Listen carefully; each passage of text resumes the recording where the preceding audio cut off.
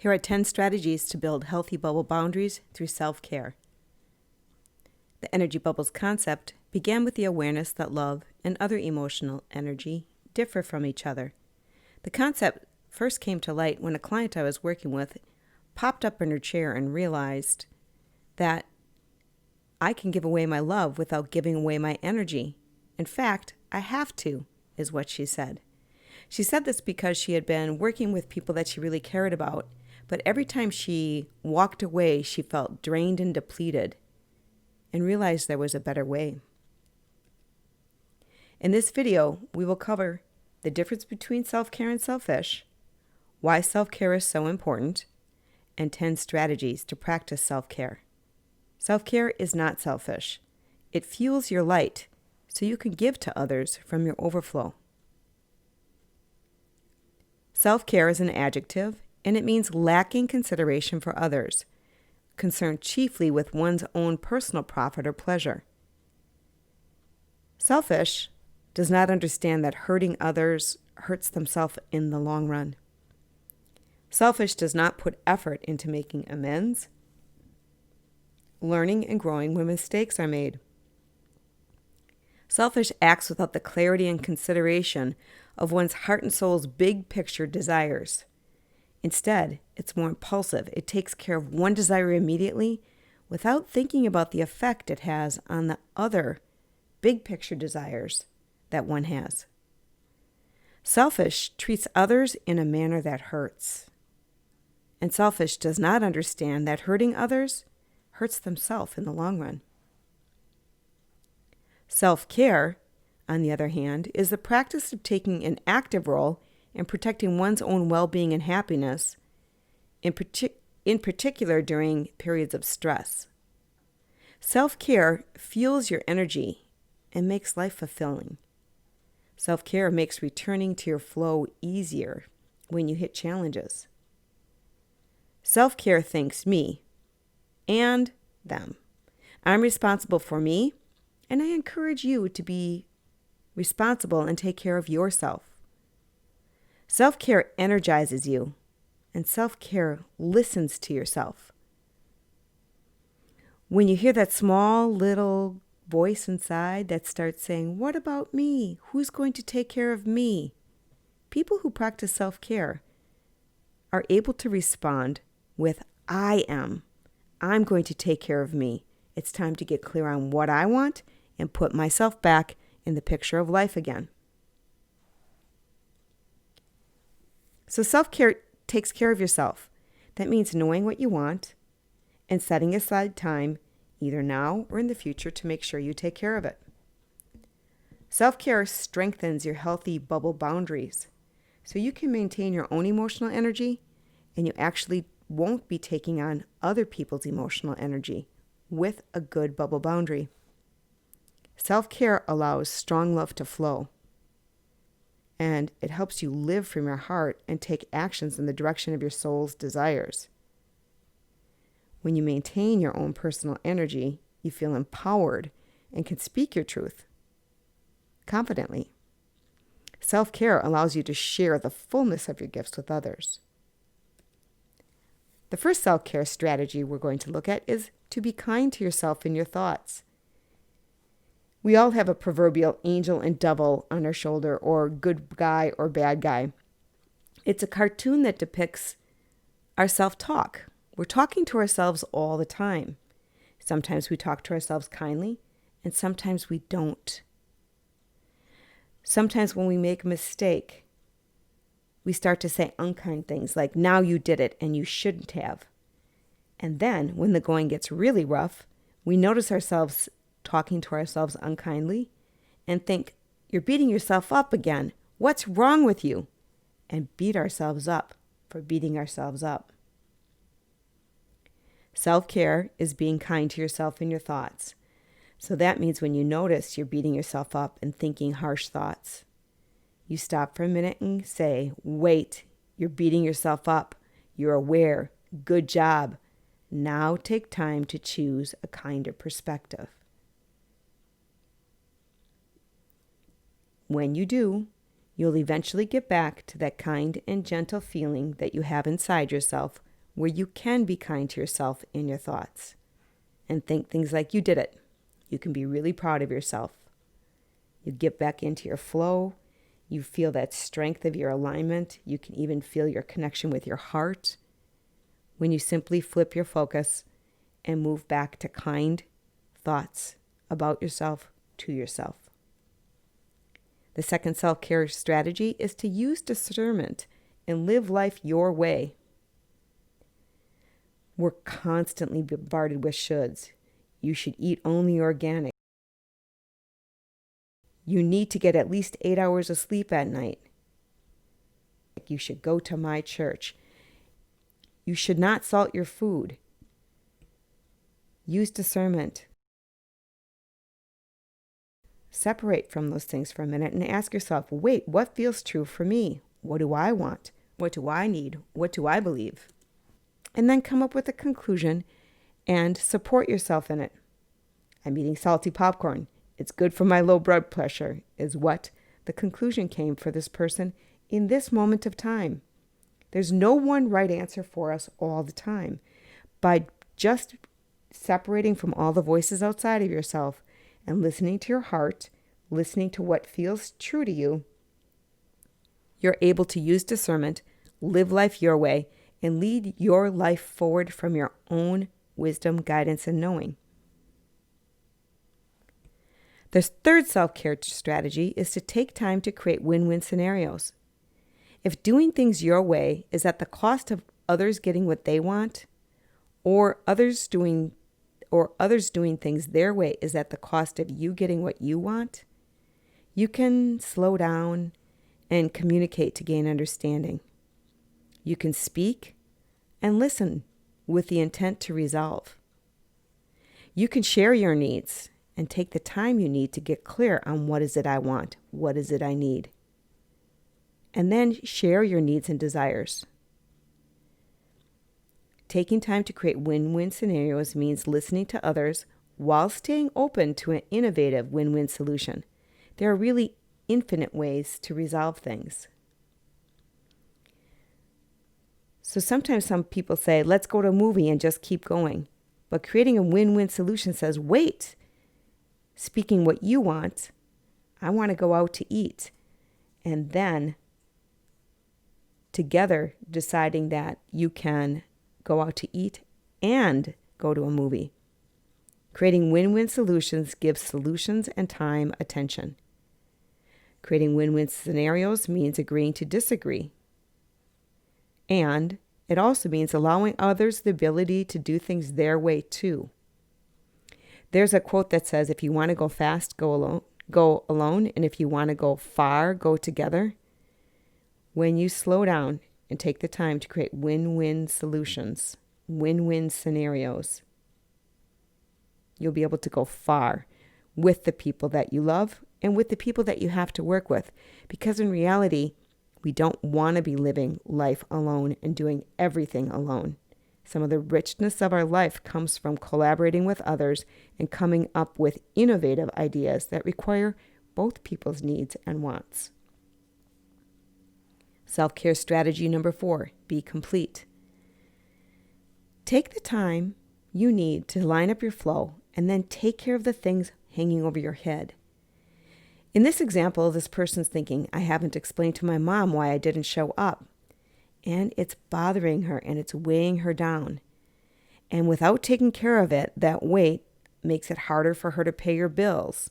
Then she starts collecting thoughts like, I have to pay my bills and I don't want to. So if there's something that needs to be said, get clear on what you need to say and then say it from your flow. You can use a clear inner focus tool to get clear on what it is you need to say. So you're backing your words with confidence or with strong love. Take the time to do that so you can be complete and don't have things hanging over your head. If there's something that needs to be done, do it because you remember how important it is to take care of yourself. Or use a clear inner focus table to get rid of the stress thoughts, the thing you're telling yourself about getting that thing done. Like, I don't have enough money to pay my bills, and I'm stressed out, and whatever it is, take the time to clear out your stress thoughts and then schedule time to take care of that thing that's hanging over your head.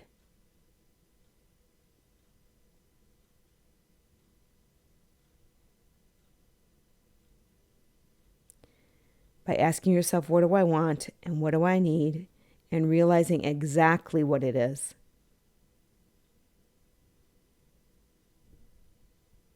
Knowing she wants her mom to really love and respect her makes it a lot easier to take the action, to make the call, to explain why she didn't show up. And then the things hanging over your head don't weigh you down so much, so you can be more effective in all areas of your life. Self-care strategy number 5. Set realistic human goals, and then do your best and let your best be good enough. We all get on the hamster wheel sometimes. We get into the doing. I got to get it done. And you feel like you're chasing after things. And often if that goes too long, you can feel like you're getting a lot of things done, but you're not really getting anywhere. This is normal human stuff. So if you just slow down and set realistic human goals, and then do your best, let go and let that best be good enough and move on, eventually you'll get the doing balanced with, whoa, who am I being? I'm being someone who is capable. I'm being someone who's complete. I'm being someone who is effective. So when you slow down and set realistic human goals, the To Thrive list tool is an excellent tool to help you do this when you get yourself into a place of doing too much and feeling too busy and frantic. You look at that tool and it'll help you slow down and look at what you're doing, who you want to be, and let go of the things you can't control. So you can get back to your flow, feel grounded, and take confident, effective steps forward. Fulfillment comes back into the picture of life. Then you can sleep better. We do live in a world of abundance and limitations, and there are only so many hours in a day. And you'll never get everything done. So it really isn't about getting there. It's about doing your best, letting your best be good enough, and find out what other kind of support comes in for you.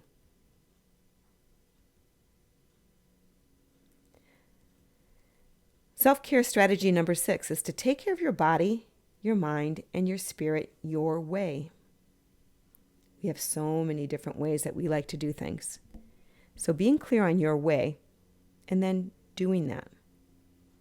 What do you like to do to take care of your body? I like cross-country skiing and riding a bike. Other people love running, doing mixed martial arts.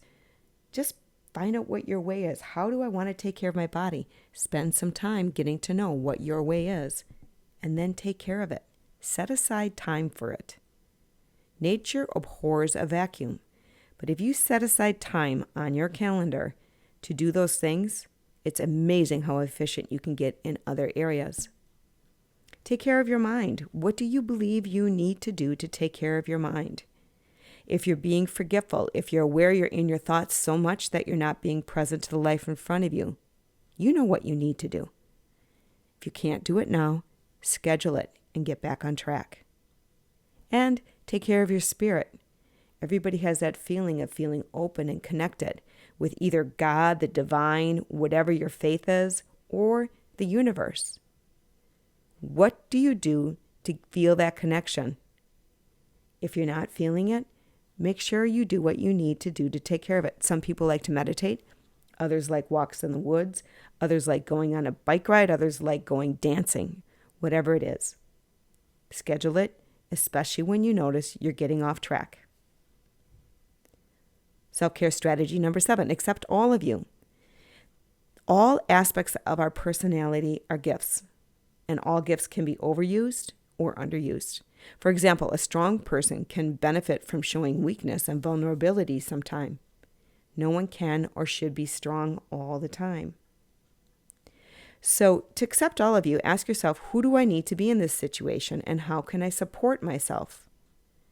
If you ask, who do I need to be, and you're so sure I just need a lazy day, then take the lazy day and tell yourself you're doing a good job.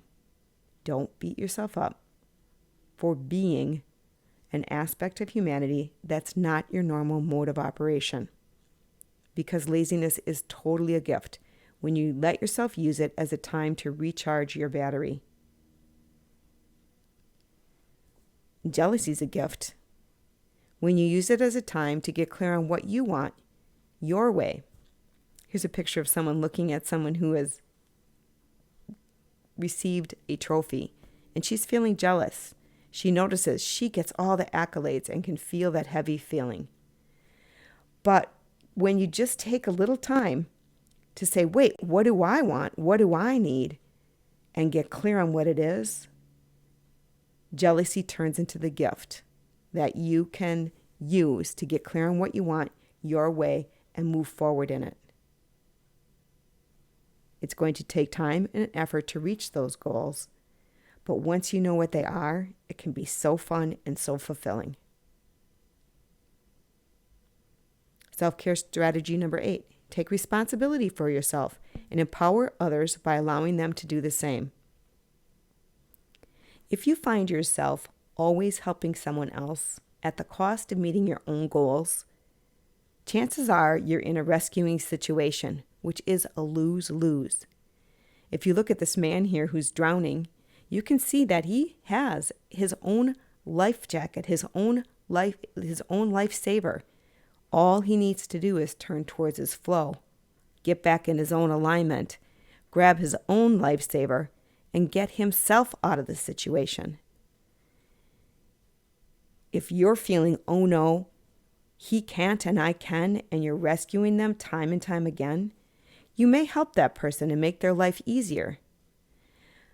But they'll be standing in the world in a wobble space, not from their strength and not from their own flow, from their own power. Everyone benefits from doing the hard work it takes to turn to ourselves and find our own answers. So, if you find yourself rescuing someone a lot, check in with yourself. Take care of the things hanging over your head. Use the Define Your Lane of Responsibility tool and take care of yourself. And then empower the others by being an example to them, and also empower them by letting them know, hey, you can do it.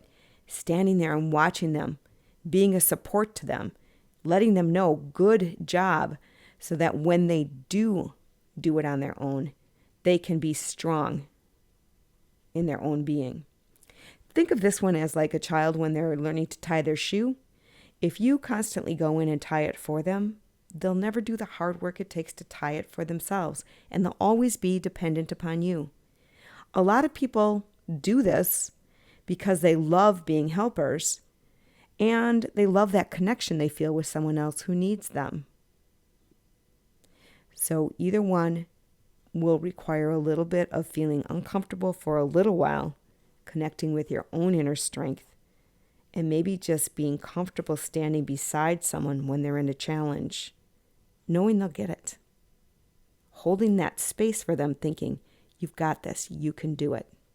And holding that space for yourself in keeping your hand right inside your bubble and not overreaching into their stuff to rescue them from their challenge. Self-care strategy number 9. Learn the language of self-soothing. When a child gets hurt or is sad, compassionate adults soothe them. They understand that life can be messy sometimes, and comfort helps the hard times pass more easily and readily. It's an opportunity to be loving. As we get older, we often turn to compassionate friends who will hear what we have to say with simple care and understanding. We subconsciously know that bringing awareness, acceptance, and love, someone who will just hear what we say and accept us and love us, is the elixir to making it through hard times and to the more that awaits on the other side. But people aren't always there for us, and really, the only one that's always there with you is you. So, left to our own devices, it's not uncommon to respond to ourselves with something other than compassion and love, something other than self-soothing thoughts. We might start thinking things like, I'm never going to get it right, or I feel anxious and what's wrong with me? Those are responses that you can control once you become aware of them and choose to respond with kindness and self-soothing thoughts. Self-soothing thoughts are the ones that are there right for you when you're in emotional pain or physical pain. They're thoughts like, okay, I've got this. I need to take a deep breath. It's okay to feel this way. It's important for me to love myself right now, no matter what, because this is hard. Self-soothing thoughts are thoughts like, okay, it didn't happen yet, you're disappointed, and change takes time. Or you're learning, it's getting better. Self-soothing thoughts are, yeah, I get it, this really hurts. They're thoughts that a parent would give a child when they're going through a hard time. Another self-soothing thought is, okay, I forgive myself. I didn't want to do that. I made a mistake. I feel bad about it, but I'm going to forgive myself. I'm going to learn to make amends for this mistake and do what I need to do so that I don't do it again. I now know better. I understand. I can ask for help. These self-soothing thoughts will help you maintain your energy bubble boundary. They'll help transform the heavy emotions that are going on inside you and start circulating that self-love. Because from self-love, you'll connect with your wisdom. You'll connect with your truth. You'll take a thought like, I'm good enough, and you'll anchor it into your knowing and your being. Okay, I know I'm good enough. It's no longer just a thought. It's something actually dropped into your being, so you have that thought deeply connected at the core of who you are. So that thought can guide you and help you be your best in the world. And self-care strategy number 10 is really all of these together in a nutshell. Practice strong love. Strong love does not ignore. Strong love does not shrink. And strong love does not fix. Strong love listens to itself. Strong love acts from itself. Strong love trusts itself. Strong love maintains itself and shares itself from its overflow. So when you use these self-care strategies, you're practicing strong love in many different specific ways. So that when you're out of your flow and when you're feeling bad, when you're feeling depleted and when you make mistakes, you can breathe, create a nice safe space around yourself to be okay right where you are. Start to transform those heavy emotions and those problems into solutions. So your thoughts are in line with your heart and soul's desires. And you start to set your rudder, get into your flow, feel empowered, and open up that pathway in the world in front of you to help get yourself to all that awaits on the other side of challenges.